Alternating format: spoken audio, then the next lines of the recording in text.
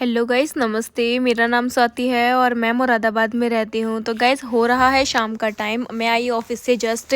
उसके बाद पापा का बहुत ज़्यादा मन था दाल चावल और चटनी खाने का, हरे धनिए की। तो फिर मैंने सोचा चलो यार पापा के लिए बना ही लिया जाता है। वैसे तो मैं बहुत ज़्यादा थक गई थी ऑफिस से। मतलब ऑफिस में बहुत ज़्यादा लोड था, काम था, तो काम भी करना था, फिर घर आकर भी काम करना था। तो बस अब बहाने क्या ही बनाए जाएं। बहाने इंसान वहाँ पर बनाता है जहाँ पर इंसान को लगता है कि मेरे बहाने बनाने पर दूसरा काम कर लेगा।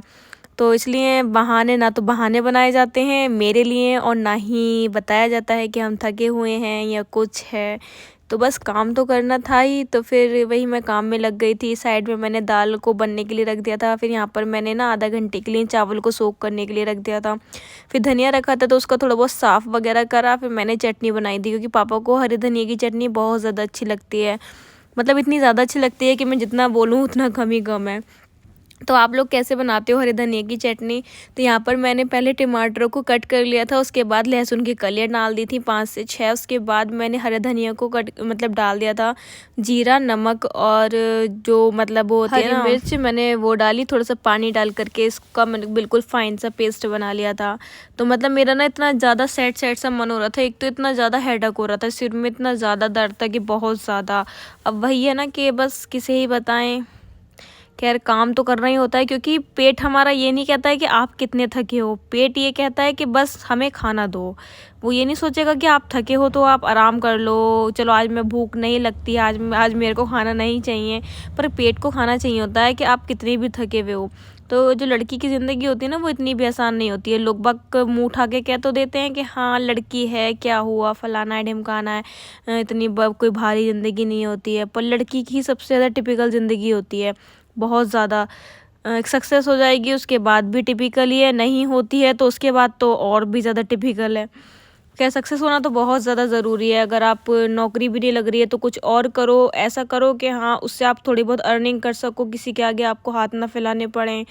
बस थोड़ा बहुत ये है कि अपना कुछ तो करो अपनी ज़िंदगी में जो आप लोग को मतलब किसी के आगे रोना ना पड़े कि हमें इतने चाहिए, उतने चाहिए, इतने रुपए चाहिए, उतने रुपए चाहिए। बस थोड़ा सा मेहनत वगैरह करो ताकि आप अपने पैरों पे खड़े हो जाओ। आप थोड़ा बहुत अर्न करने लगो, कि लगे आपको कि हाँ आप अर्न करने लगे हो, आप थोड़ा बहुत अपने पैरों पे खड़े हो गए हो।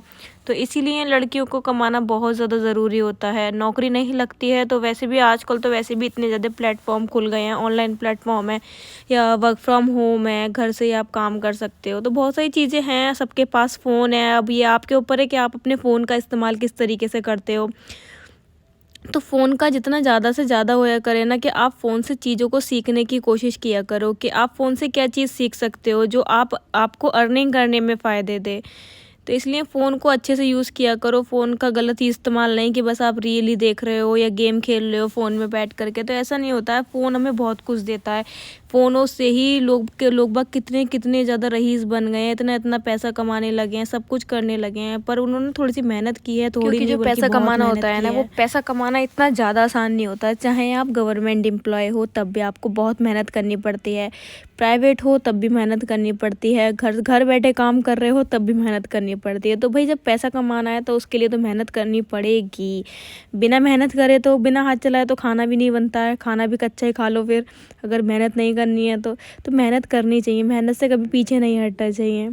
तो यहाँ पर मैंने सब काम कर लिया था। उसके बाद फिर मैं अपने डॉगीज़ को खाना खिलाने गई थी।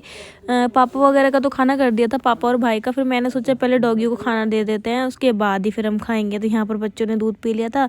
उसके बाद मैंने पापा भाई का दूध पकने के लिए रख दिया था, यहाँ पर साइड में रख दिया था और दूध पकने के लिए। फिर मैंने सोचा मैं और अपनी बहन के लिए भी खाना कर लिया था। तो मतलब मेरी तो तबीयत ख़राब हो ही रही थी और बहन की भी थोड़ी हो रही थी। तो वो तो उसे तो मैंने बोल दिया था कि चल तू सो जा, मैं ही बना लूँगी। अब मैं तो क्या ही कर सकती हूँ, बड़ी बहन हूँ ना, इसलिए हमें तो हर जगह पिसना ही होता है। तो यहाँ पर मतलब फिर मैंने खाना वगैरह करा। तो मैंने अपनी रोटी नहीं सेकी थी क्योंकि हमें रोटी थोड़ी सी अच्छी नहीं लगती, मतलब अच्छी नहीं लगती है। तो यहाँ पर फिर मैंने इसको उठाया। तो ये नींद में हो रही थी काफ़ी, तो मैंने उससे बोला चल मैं ही खिला देती हूँ, कहीं अपना हाथ ना जला ले।